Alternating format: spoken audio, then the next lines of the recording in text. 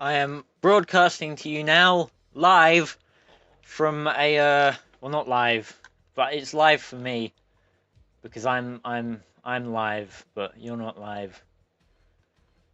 You're a little bit in the future, but not as much as I would have hoped. Because I've just realized that there's actually not as many episodes of this recorded as I thought there were, which is not really the situation I wanted to be in. I'm gonna be honest. I thought maybe I had more episodes recorded than what I actually did, which turned out to be not true at all. So I wouldn't say rushing out an episode because I still have time, still have a bit of time, plenty of time before I need an episode out, but I need to get back on top of things. So we're going for some more of them TT Superbikes. I'm also coming at you live from watching Dunkirk at the cinema where it should be watched, might I add, because of the noises are loud and it is good that way. Because the noises are supposed to be loud because it works, right? It's good film. V good. Very good, very good. That's what V good stands for. It was very good. I liked it a lot, Dunkirk. It was way better than Spider-Man Homecoming, which, when this video goes out, there'll probably still be episodes of Need for Speed going up where I'm complaining about how I didn't like Spider-Man Homecoming, but I don't know why I constantly pause during sentences. It's mostly to take breaths, but I can talk for longer than I do without having to breathe, so I don't know why I stop all the time in the middle of sentences. It's just something I do, but yeah, Spider-Man Homecoming sucked. Dunkirk was fucking rad, dude. Dunkirk was awesome.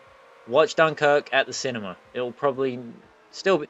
It should hopefully still be in the cinema by the time this film comes out. Christopher Nolan doesn't get kicked out very quick on his amazingly crafted movies and entertaining movies that are very good.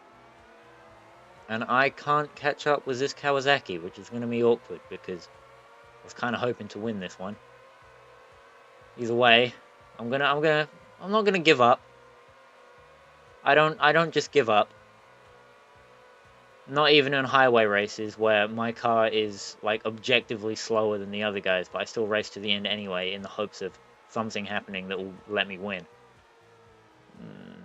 That it doesn't happen very often, but sometimes I can pull something out the bag.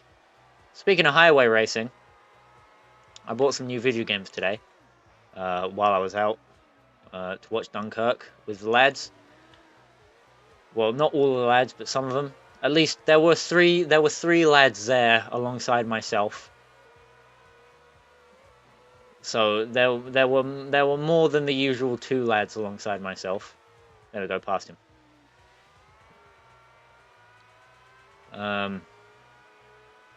So you know, I wasn't a lonely boy. I was a friend's boy, going out, watching a film, buying video games, looking at mangas, but not buying any mangas because they're expensive. It's like 10 quid for a manga. And I was like, I've already seen the anime, so I don't really want to pay money for this, to be honest. So I didn't buy any mangas, but the point is, right, that I bought some games. I'm going to tell you what games I bought because you're going to be real proud of me for buying these games. I got the Fast and the Furious Tokyo Drift for the PS2. And you're probably thinking, oh, you got a movie licensed game. Joe, what are you doing? Fast and Furious Showdown is shit. And you're right. Fast and Furious Showdown is shit. But, luckily, Fast and the Furious Tokyo Drift is actually a really good game. I'm pretty sure it's a knockoff or made to be similar to Tokyo Extreme Racer because it is really similar to TXR. But it also has Toge racing in it, which I haven't actually unlocked yet. I'm still racing up and down the Wangan in 180SX.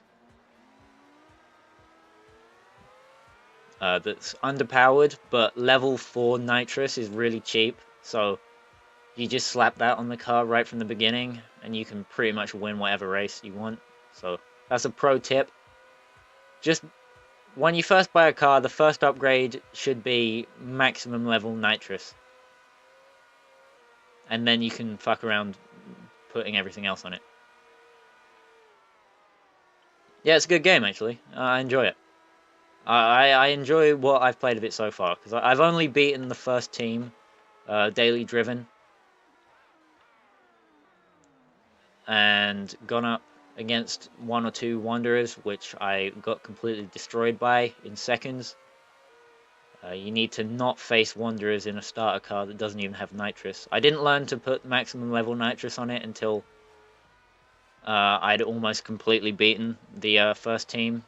So when I actually do my Let's Play of Fast and Furious Tokyo Drift, when I'm done with like Need for Speed 2015, which is gonna take a little while, but I'll get there. I'll hurry up. I'll get there eventually.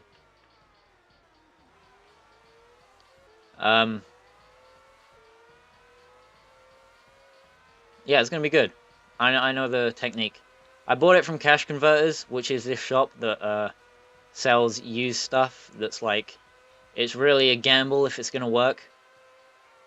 And I looked at the disc for Tokyo Drift after I bought it, and I was like, this isn't gonna work. Look how scratched this is. But it actually worked, which was surprising. So there you go. I could have shoplifted it easily. Like, games and stuff, you usually can't. It would be impossible to shoplift them because you have to go up to the counter and get them to give you the disc, but they just left the game. They just left the disc in the case up on the shelf. So I could have just picked it up and walked off with it easily. But I didn't, because 1, it was only £1.50, and 2, because I'm too honourable and nice of a guy to do something like that. I'm a cuck, basically, is what I'm trying to say. I'm not an alpha Chad.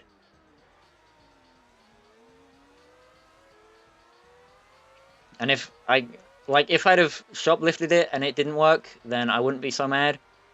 But if I'd have paid money for it and it didn't work, then I'd have been mad. But luckily it was fine. So, yeah, I got away with it in the end. Well, I didn't get away with it because I didn't shoplift it. I paid money for it. That sounds like I'm like trying to cover up for a crime I've committed, but genuinely, I did hand over money in exchange for these goods. You can't track me down anyway, so it doesn't matter. But just pointing it out, I'm a cuck that pays money for things that physically. I also got Dakar 2, also for the PS2, because for some reason they released the Tokyo Drift game in 2006, but they put it on the PS2 instead of like the PS3 or the 360 or something, which were out at the time. I really don't know what they were thinking when they did that, but yeah, it happened. So there you go. So alongside me, I was going to buy Ford Racing 2 for the PS2 as well, but when I took that up to the counter, the guy couldn't find the disc for it. So I'm going to go in again, like in a couple of weeks with 50p, and be like, have you found that disc yet? And they'll be like, what one? And I'll be like, Ford Racing 2. And they'll be like, no. And I'll go home again. Anyway, alongside my 2 PS2 games, I also bought 2 Xbox One games. I was gonna buy Sebastian Loeb Rally Evo anyway, so I got that. But then I also had a little bit of extra money, so I bought Dirt Rally as well, which, you know, as one of my pals pointed out when I picked them both up, he was like, "You're gonna buy 2 rally games," and I was like, "Yeah." And he was like, "Oh, I bet they're so different. I bet the content is incredibly varied between the 2 of them." And I went, nah. Also, for some reason, Dirt Rally cost more money than Sebastian Loeb, which makes sense because, like, Milestone is a smaller developer than Codemasters, and people don't really like Milestone as much. But Sebastian Loeb Rally Evo is objectively a more finished game that has way more content in it. So, like, I would have switched the prices around on them to make Sebastian Loeb slightly more expensive than Dirt Rally, but whatever. It doesn't matter too much, because I got both of them, so it's fine. And I will let's play those God knows when, but it'll happen at some point. Actually, I've already done a let's play of Dirt Showdown, so I should do a let's play of Dirt Rally before I get into any of the actual main series Dirt games. Just, you know, so I've done the spin-offs before I've played the actual series, like I did with Persona 4 Arena, which I haven't really I didn't play the I haven't played any of the story modes since I bought it. I just started playing the training mode, and I couldn't figure out some of the missions in the training area. Like some of the attacks, I was pressing the buttons, I swear, but it just didn't work. So I might have slightly given up on that game before I even started the story. So I'll maybe play it at some point. I'm more interested in Persona 5. Getting Persona 5 at some point, but I think that's not for the Xbox, so not really sure how I'm going to end up doing that. But on my bright orange Suzuki, which looks like a KTM, kind of, a little bit. KTM aren't in this game, but so this Suzuki is the closest you can get to riding a KTM, is coloring your Suzuki orange. But we're done with that. All the 600 events done. Next week we'll be on a 750. If you want to see what the 750s look like as a preview, you'll have to wait for this menu to come unfrozen. There is a Honda RVF, which I'll probably be riding more than the ZX-7R, even though the ZX-7R is my favorite 750. Like, the 96 ZX-750 is one of my top 3 dream bikes, alongside the Norton F1 and another bike. I only really have a top 2 dream bikes. I can't think of a third one that I'd like as much as a race replica World Superbike Kawasaki and a Norton F1, but whatever. There is also the 750 Gixxer. I almost said Gixxer like a fucking retard, which I'll probably ride as well. Can I make that look like a KTM? No, I can't. Can make it look like a Bumblebee, though.